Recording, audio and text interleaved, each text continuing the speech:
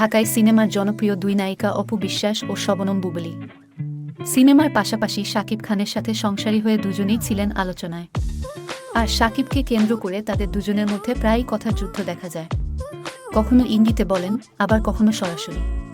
তবে এবার অপু বিশ্বাস যেভাবে কথা বললেন, সেভাবে আগে কখনোই বলেননি।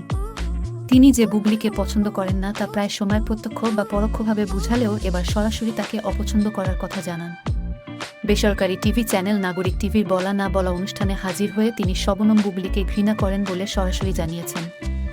শুধু তাই নয়, ওই অনুষ্ঠানে বুবলীকে ঘৃণা করি বাক্যটি পরপর 3 বার বলেছেন এই নায়িকা। পাশাপাশি এও জানিয়েছেন তার সন্তান শেহজাদ খান বীরকে তিনি খুব ভালোবাসেন। অপু বিশ্বাস বলেন, আমাকে নিয়ে তার কী গন্তব্য জানার সময় নেই।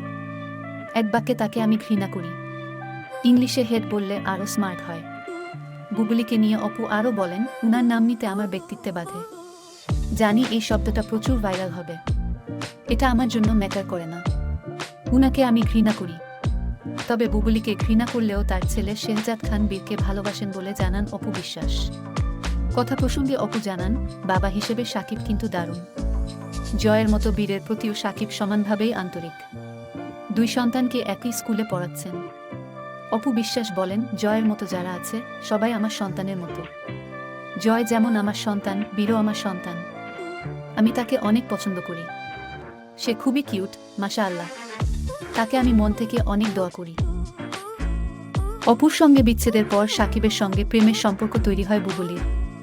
অক্টোবরে শাকিব বুবলী দুজনে ফেসবুক পোস্টের মাধ্যমে জানান, শেহজাদ খান বীর নামে তাদের একটি পুত্র সন্তান আছে।